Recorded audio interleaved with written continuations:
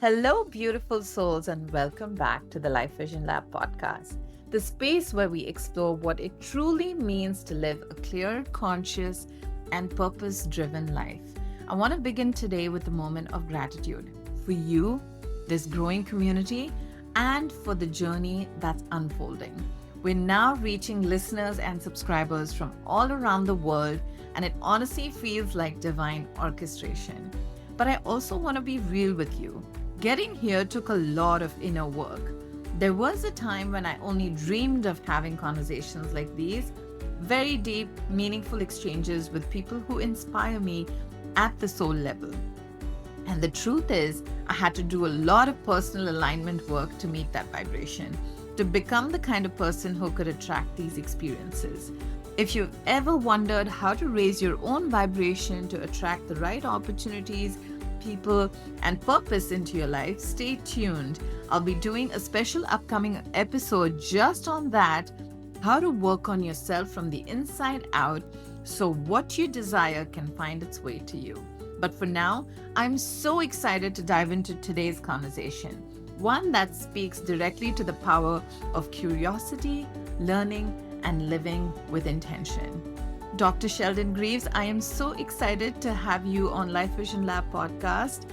You are the author of the Guerrilla Scholar's Handbook. Dr. Sheldon has earned his PhD from US Berkeley while living and working in Silicon Valley during the dot-com boom, and somehow managed to pursue deep intellectual work while balancing the chaos of real life. He calls his approach Guerrilla Scholarship, a way of living and learning that refuses to fit inside the ivory tower. His book is part memoir, part how-to, part manifesto, and completely alive with the idea that curiosity itself can be an act of freedom. That is so powerful. Today, we'll explore what it means to live a life of the mind on your own terms. Dr. Sheldon, I am so excited to have you here. Take us back. Where did the idea of the Guerrilla Scholar Thank first you, begin? Shwetha. It's a pleasure to be here. The idea of guerrilla scholarship for me really started in the early phases of my doctoral program when I was at Berkeley. There were a couple of things that contributed to it. One was, in addition to me working on my doctorate, we were newly married, and my spouse was working on her doctorate at Stanford University in classics. And so we were basically a young couple putting two kids through college, namely each other. We had to get creative because one of the problems that we faced, of course, was money.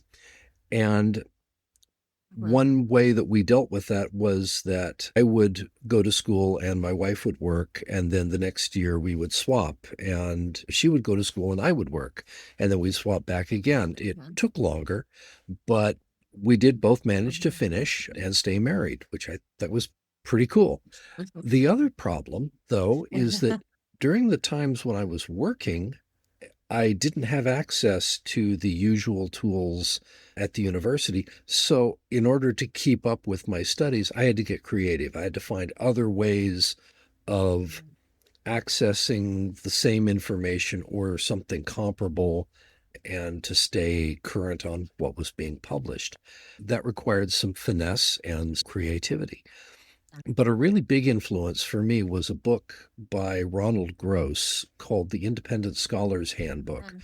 which I encountered in Mhm. 1985 or 86, and it literally changed my life. He demonstrates Mhm. in this book that uh, not only is independent scholarship available to anyone who's willing to take a chance on it, there are certain advantages to being an independent over and above being in academia.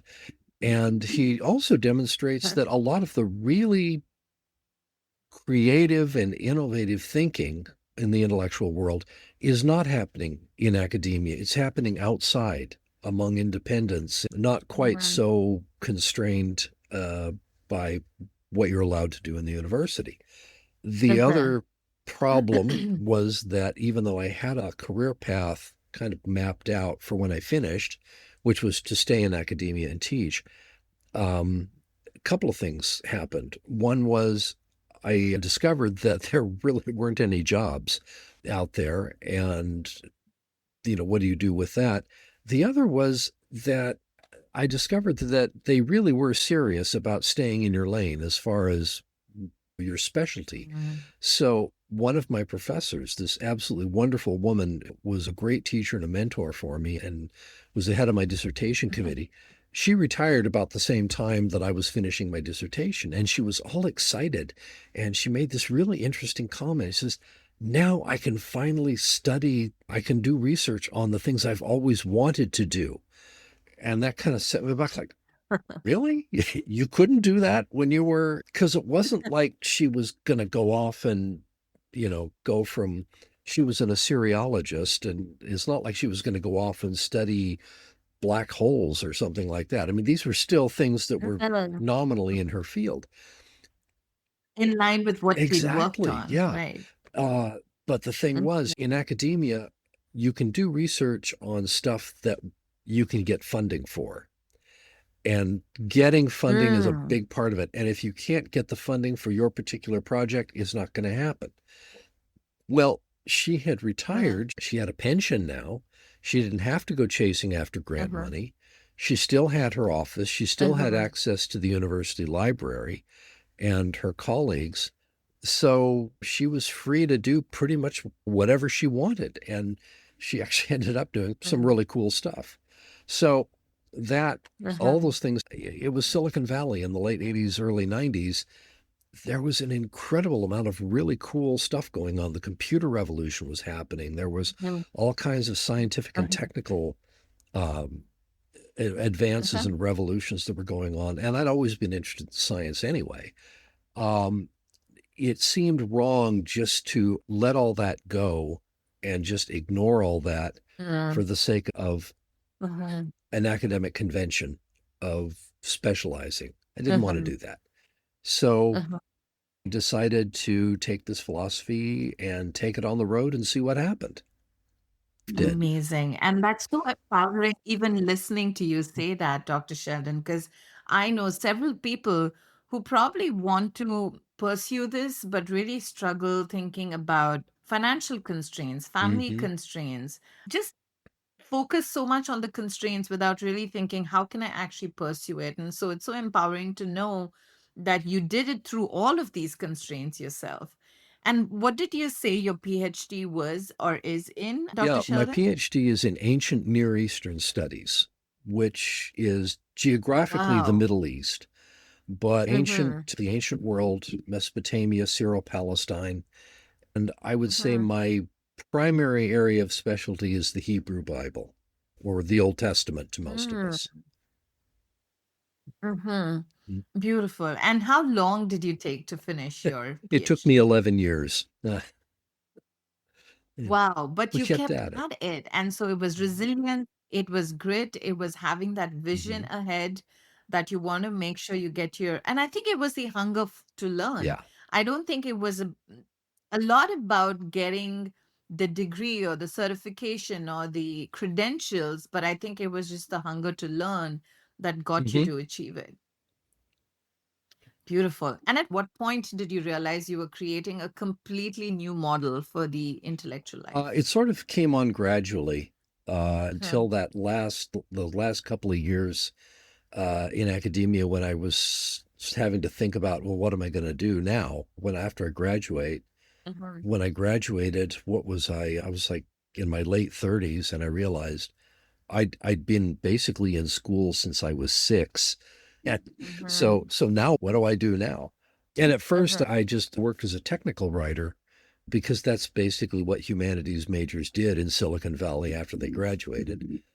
But then I just kind of kept my eyes open and looked around for opportunities to explore other things. I got involved with a group called the Society for Amateur Scientists that ended up um, creating some really interesting projects and opportunities to play around with ideas. My wife and I were active Mhm. members of the local astronomical society. We spent a lot of Mhm. time out at the San Francisco Baylands. My wife is a very Mhm. skilled nature photographer, Mhm. and so we spent a lot of Mhm. time checking out the birds in the saltwater marshes around the Bay Area. Mhm. And all this just seemed perfectly natural because it was interesting and it was fun, and I wasn't constrained by grants or department conventions. Because you could still live Mm-hmm. a life and continue learning without sacrificing one or Mm-hmm. the other. Yes, it took Mm-hmm. time, but who's going to put a clock on it when you're so passionate Yeah, about, there are right? certain things you have to accept. For one thing, if you're going to take the guerrilla scholar route, you have to understand that things are going to take longer. It's going to take more time, Mhm. but Mhm. that's okay because that's half the fun. If the journey is the reward, Mhm. then sometimes it pays to journey a little more slowly and enjoy it. Yeah. And yeah, money is definitely an issue if you're doing something that requires that. But today we live in a world where information is everywhere. And the Mhm. ironic part is that there are vast reservoirs of information that most people have no idea even exists. Yeah. Or even if they know it exists, I don't think we have the patience to pause and do deep dives into like Mm-hmm. what you did because we're so constrained by what's okay and what's Mm-hmm. not okay from an Yeah. academia Yeah. perspective, right? The other Um, problem with being outside of academia is that you're somewhat more subject to bad information. Whether it's just plain old mistaken or it's mm, active disinformation. And I actually have an entire chapter in the book on dealing with disinformation.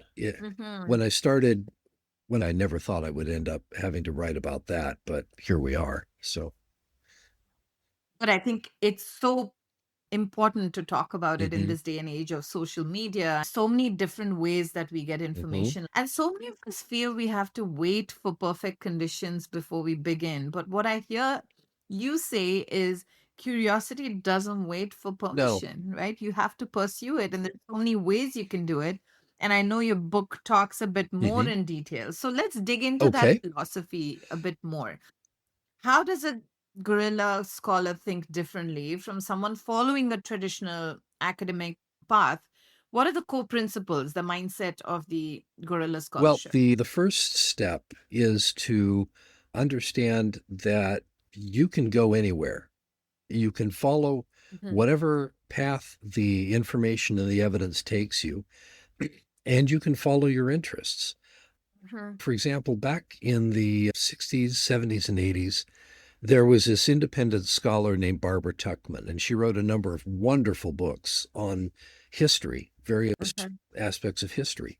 She wrote one in particular on the outbreak of World War I, the things that happened and the chain of events that led to that. And in fact, just before the Cuban Missile Crisis hit, President Kennedy had just finished reading this book. And he Mhm. credited it for giving him some insight into how to navigate this crisis without it turning into a full blown war. Anyway, she goes from the beginning of World War One, then she goes back and she writes another book on the 14th century.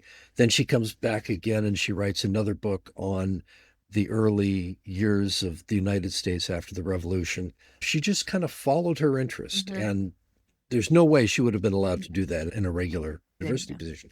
The other Mhm. thing is to Mhm. understand that the skills that you learn in one area really can and should be applied across disciplines to other things. Uh, Mhm. don't think Mhm. just because you don't have a particular expertise in one field that you should stay away from it. I mean, just Mhm. as a very mundane example, I made my living early on as a technical writer, and I got good at writing because that's what I had to do in academia. And when I got to the workplace in these technical companies, most of the engineers there could not write a clear sentence. So my skill contributes, and in return, I learned an awful lot about technology just from having to take Mhm. their ideas and put them on paper. That knowledge then Mhm. I could take and apply somewhere else and somewhere else. And Mhm. you can just kind of leapfrog from place to place. Mhm. The other thing too is that you don't have to be a world-class expert in order to make a meaningful contribution. One of the Mhm. examples in my book is of a young eighth grader who became interested in an article that her father brought to her attention about a scholar who was claiming that during the period of Irish immigration to the United States, that there were in fact no signs or ads saying no Irish need apply, that this whole discrimination thing Mm. was really just a myth. Well, that kind of Oh, got wow. curious about that Mm. Mhm. onto the internet, and she finds this old newspaper database, and she starts looking through it, and she started finding one example after another of no Irish need apply. So what she did, and this Mm. is where it gets, this is a perfect example of one way of doing this. She collected all these examples, and then she contacted a retired professor who was an expert in immigration and said, "Have I got something here?" And he says, "Absolutely, Mm. this is dynamite." And so he helped her Right.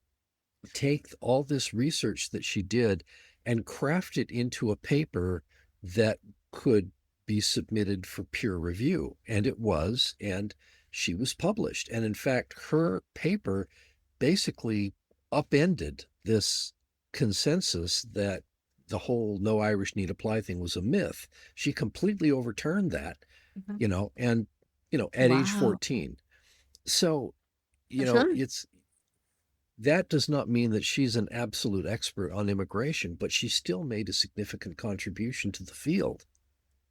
And every voice Yes, matters, right? And that's why it's so yes. important to contribute in your own way and have that thirst Hmm. for learning, because who knows what gold mine you're That's sitting right. on. That's right. That's another thing too, is that information is where you find it. You can Mm-hmm. find yourself with information that you just like, wow, this is amazing. Like, Yeah. I treasure my grandfather's diary that was eventually typed up by his wife in photocopy form to all of his descendants, because it describes his coming to America and it describes his experiences as a young combat engineer in France with the American Army in World War One. That's amazing to me. This is real Mm-hmm. history stuff. This Mm-hmm. is the real thing. Um, and I don't know that anyone else is aware of this, but if they wanted to be, hey, I can tell you what Grandpa Harry did at the Second Battle of the Marne. So, Mm-hmm. That's beautiful. You're giving permission not just to mhm, me right now, Dr. Sheldon, but to the listeners that pursue your curiosity, and who knows what gold mine you're going to be sitting on that's going to turn into something that future generations are going to really appreciate mhm. and learn from. So how so this then takes me to the next question, which is such an important one, Dr. Sheldon. How do you sustain this deep curiosity in an age of distraction and Oh algorithmic my noise God. that's so prevalent? And I have these conversations with my Hmm. son every day. He's Hmm. 11. How I want him to really focus on pursuing his curiosity and start getting Hmm. hungry to learn. But it's the age of technology, right? It's social media. And as you said, information is everywhere. And so it also tends to be Hmm. distracting. So, how do you sustain that deep Wow, curiosity? congratulations on cutting to the core issue. There are a couple of things that I do personally.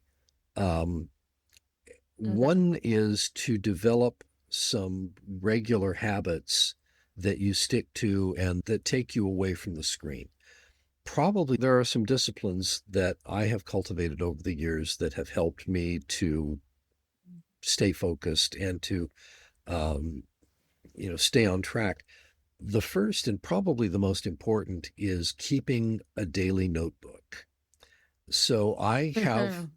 uh, a series of notebooks that I've written in. I try to write every day at least 300 to 500 words in longhand. I don't type it. Mhm. Yeah, don't go near the screen to do this for a number of reasons. The first is that when you're writing something in longhand, kind of tedious, frankly, it's kind of a pain. So you have to Mhm, decide, is mhm, what I'm writing down really worth writing down? And the other is, mm, how can I express this idea in the fewest possible words? How can I do it succinctly? How can I right. summarize it? And those skills are Mhm, priceless. Being able to take an idea and condense it down to its essence. That is crucial mhm, no matter what your field is. The other nice thing about mhm, the notebook is that after I fill a notebook, I set it aside for a while, start a new one, and then a few months later, I go back to that old notebook and I go through it and I reread it. mhm, And I cringe mhm. sometimes at what I've written. But every once in a Mhm, while, I'll see something that's like, hey, that was a really cool idea. And I will write that idea or that thought on a 3x5 card. And I have this stack of cards mhm, that I have accumulated over the years from my journals and from other places too. Each one of those cards can form the seed for a new project, a paragraph, a presentation, um, a letter to someone, even a book. In fact, mhm. there are a lot of intellectual careers that have been created just from exploring the implications of a single potent idea. So you're kind of an idea Mm, farmer, is what I like to think of it. You're mm, taking this stuff and you're doing that. mhm, The other thing is to read widely, but as much as possible, mhm. read books. And you may think, well, the internet has everything, but it doesn't. It's going It to have doesn't. everything for, Right. And the feel of touching a book yeah, when you're reading it, I think has a different way of translating it and retaining that information is in your brain. It's very exactly right. And different. this is measurable. What has been found Mhm, is that in elementary schools, say kindergarten through sixth grade, mhm, for those kids mhm, who read out of regular books, dead tree books, versus learning to mhm, read on a screen, the kids who learned to read mhm, on a screen and did all the reading on a screen tend to be about 2/3 of a year behind the kids who used books. So books mhm, are really a more effective way of getting the information in here where it belongs. Um, so, mhm, yeah, there are a lot of books out there that are never going to be on the internet because of copyright or because, you know, mhm, they're they're not popular enough for people to, to take the trouble to get them on the internet. mhm, And mhm. the other thing, frankly, that I kind of like is that when I'm reading a book, a hard copy book, Amazon isn't looking over my shoulder at what I'm reading. There's a certain privacy Mhm, aspect about it that I like. So if I want to read something that's a little mhm, wild, I mhm. can do that and I don't have to worry about, it being How the algorithm yes, is capturing what I'm yes, reading. yes. Yes, and I love you say that, Dr. Sheldon, because again, the more we try to explain to the current students and the current generation that yes, technology is part of your life, but the secret sauce is not Hmm. technology, it's still you. That's never going to go away. And so, from what you're saying, is it, and it's not a refreshing take, but it's a take that we've been told for a number of years that learning, curiosity, scholarship, education, it just isn't about achievement, Hmm. but Yeah. devotion. Devotion to truth, to wonder, and understanding, right? And sometimes I feel we as a human race are starting to lose that wonder and that curiosity. And so, thank you, Dr. Sheldon. That was such a good sort of reminder to all of us that you can't Hmm. look outside. You have to look within to bring that discipline and to bring that Hmm. devotion in. And we all have it. We just have to spend some time every Yeah. day to bring it out. There's one other thing too that you need to do, and that is to find other people who are either Yes. who either enjoy hearing about what you do, even if they're not doing it themselves, or who are Mm-hmm. interested. And sometimes that means Mm-hmm. reaching out to people on the internet or finding people in your local community. One of the things I have discovered is that there are so many people out there who have done some really interesting stuff, and it's just kind of sitting there inside them with nothing to do, you know. And you also want to look for people who are doing things that are different from what you're doing. So my field is the ancient Mm-hmm. world, but one of my most fruitful colleagues in terms of long-term discussions is a guy who is a retired professor of civil engineering and collaborating on a really interesting project. Back in 2013, Pope Francis released an encyclical on global warming called Laudato Si. And we both love it. And we were interested because he was preparing to comment on some things that the EPA was planning to do. And he wanted to comment on these rule changes. And I was kind of looking over his shoulder, kind of learning what he was doing. And when this encyclical came out, we realized that there was some overlap here because the encyclical itself is really a fascinating document. Um, it has a lot of really good science in it, for one thing. And of course, it also has a lot of Mm-hmm. religious stuff in it too. And we thought, hey, this is cool. Mm-hmm. This is something where we both have an overlap. So we ended up doing a series of seminars at a local Episcopal church where we talked about global warming in terms of this encyclical, where I would take the religious side, what Genesis has to say about creation and human responsibility. And then he would come in and talk about the scientific aspects of it. And it was very well attended Right. and frankly was a lot of fun. And I learned a huge amount about all sorts of things that I never would have learned if I hadn't been involved with this. Beautiful. And that's why in your book you speak about Mhm. communal learning, right? The power of people coming Yes. together to think, question, and co Hmm. create ideas. But I think everyone gets a little bit into protecting their idea today, where they're Hmm. moving away from communal learning and wanting to be just their own name on any idea. And that I feel limits us as human beings to Very explore much more, so. right? And that's an excellent point. There is this kind of isolation where we're forming ourselves into camps and tribes. The Mhm. problem with that is that if you don't have this kind of interaction with other viewpoints, you're eventually just going to wind up with something sterile and frankly Mhm. boring. You know? and Mhm. that's no fun, you know. How do we reclaim the joy of learning, Dr. Okay. Sheldon? Well, we have an advantage in as much as learning itself is, frankly, a lot of fun. I Mm-hmm. start the book by talking about how learning is just so pleasurable. Um, and Mm-hmm.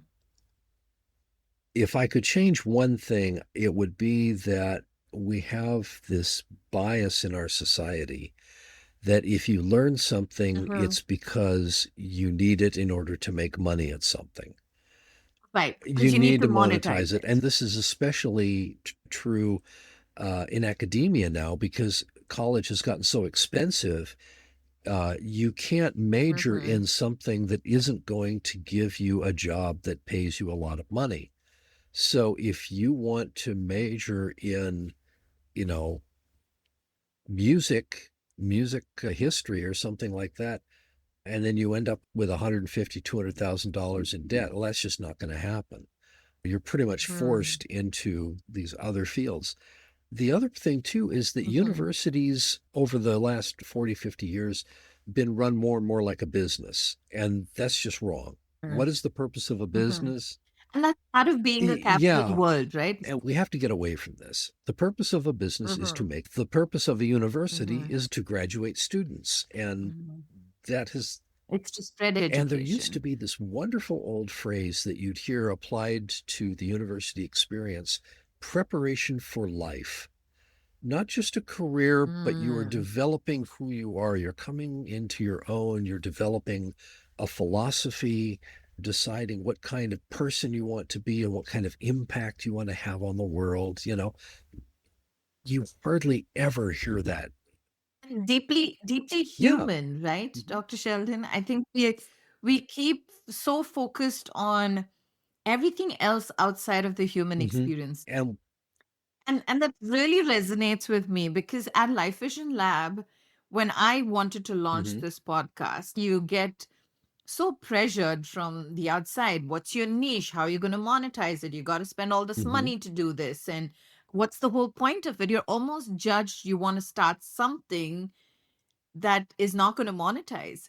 And so for me, it was just, okay, I'm going to just create a foundation of hmm learning as a living ecosystem, not a hmm classroom, but a conversation, which is so aligned with what you've mentioned in hmm your book Yeah. as well.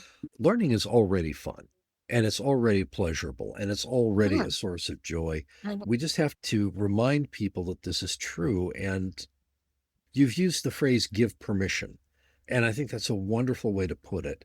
You have permission to explore whatever you want.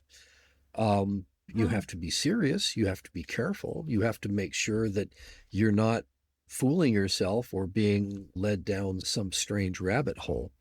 But one Mhm. of the things that my book does is it gives you the tools to do those sorts of things.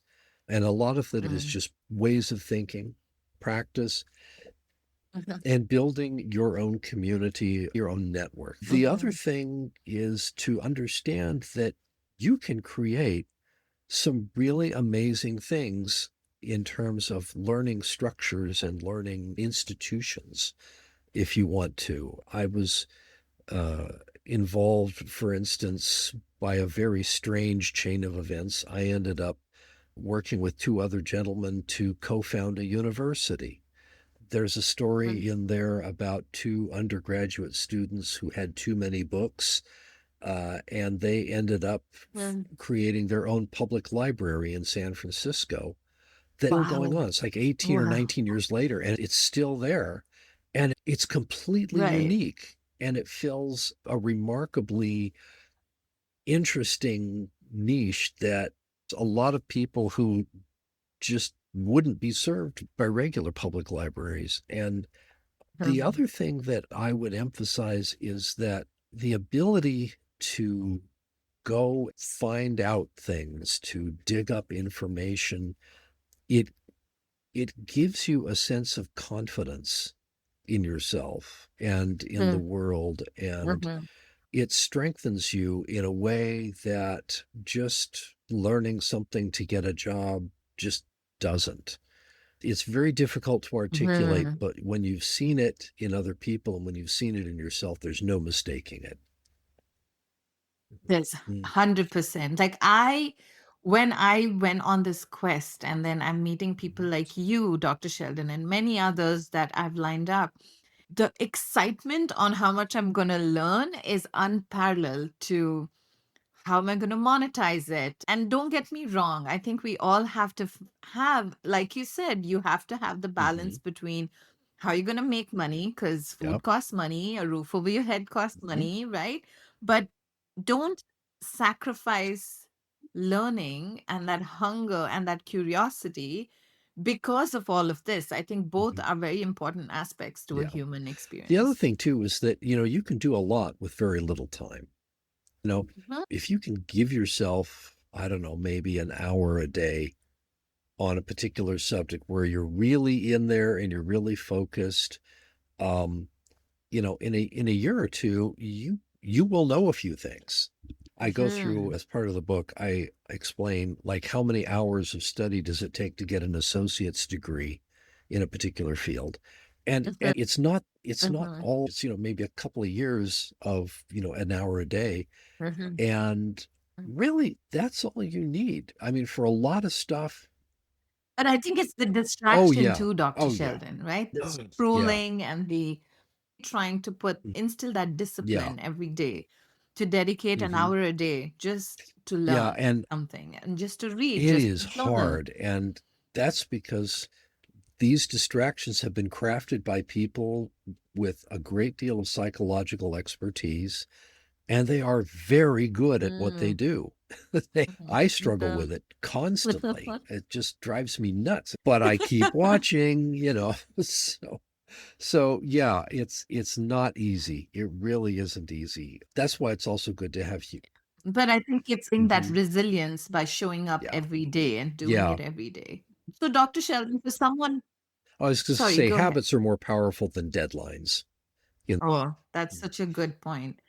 And so, Dr. Sheldon, for someone listening today who feels that know. spark, that hunger Hmm. to learn, and I'm hoping our conversation also ignites a spark in some Hmm. of our listeners, but doesn't know where to start, what would you say is the Two first step? words: public library.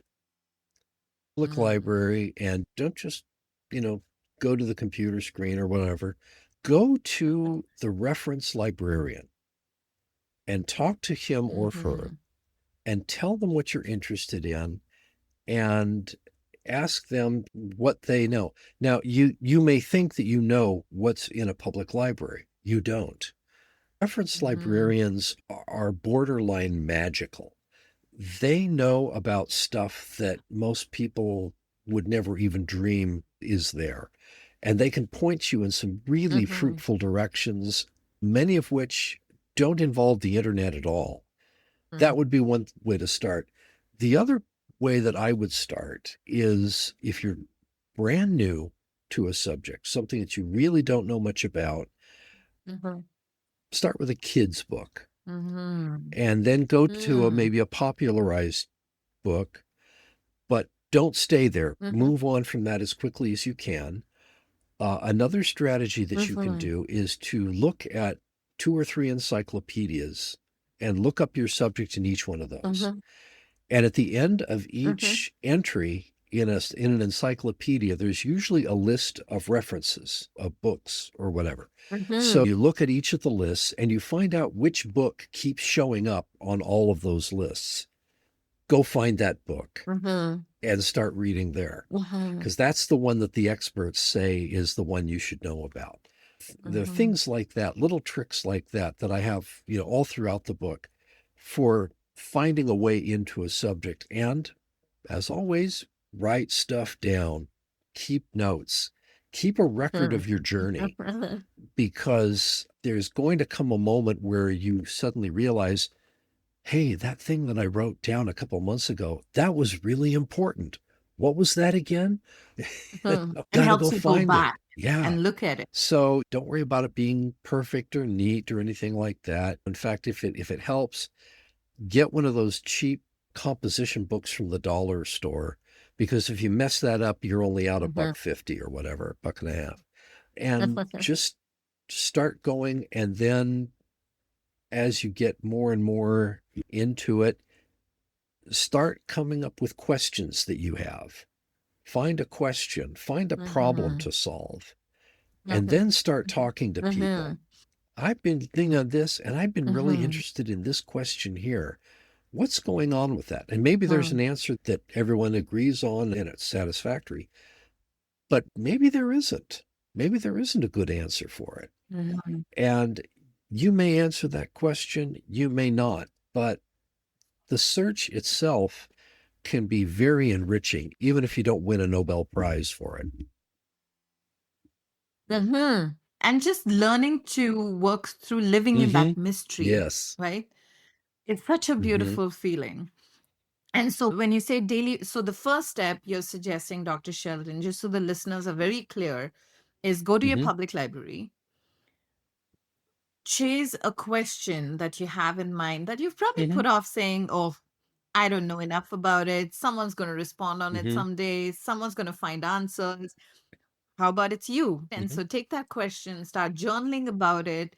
And I know a lot of us feel we have family life, we have work, we have so many competing priorities, but just an Yeah. hour a day, it's not a lot. And maybe we begin with 15 Mm-hmm. minutes a day, 30 minutes a day, and then build your muscle and your habits to 1 hour a day. And those daily practices are eventually will get you so sucked into that quest of Mm-hmm. learning and that is going to be a big sort of step Yeah. forward for me as well and for the listeners here. So maybe being a guerrilla scholar isn't about No, titles. It's all about choosing to stay awake to I life's would say that questions. is a Would you agree excellent with definition. Yeah, it's not really about titles. And here's another, Mhm, if you're a parent and you're trying to get your kids interested in learning, there's no better way to do that than to get into learning yourself. If the kids see that it's important to mm, you, they'll assume that it's important. yeah, And that was my yes. experience. I had two parents who were both very much into Mhm, learning. My mom was very active in the local Friends of the Public Library, and it mhm, rubbed off. What can I say? mhm. Amazing. And before we go into the closing of the episode, Dr. Sheldon, how can one stay credible without institutional validation? Because again, Hmm. like you said, getting institutional validation is what's going to Hmm. get you heard out there. So how does one stay credible as we step into this journey of learning and digging and exploring? Excellent question. There are a couple of ways to go about this. The first is to start making contact with people who are in the field professionally, and gradually Mm, make yourself known to them, check in with them, read their stuff, ask them questions about what they're doing, and gradually mhm, build up a relationship with these people. And mhm, they can they can in fact then vouch for you if you need to. mhm, In some cases, mhm, they might invite you to participate in a project that they're working on. mhm, Another way that you can mhm, do it is to do some research and write something up. And if you're lucky enough to write it really well and run it past some people who can make sure that it's good quality, if you manage to publish something in your chosen field in a peer reviewed journal, and that's hard to do, it's not easy to do. But mhm, once you've done that, mhm, you've pretty much established yourself as a serious player. The third mhm, way is to assemble a portfolio. So have mhm, a document that lists classes that you've taken, maybe at your local community college on a particular subject, or classes that you've completed online, or seminars that you've attended, uh, papers that you have either submitted for publication or even published, and just kind of build this up. And if someone mhm, says, "Well, why should I take you seriously?" You can say, "Well, here's my body of work," and that will mhm, actually tell them a lot more than just a title.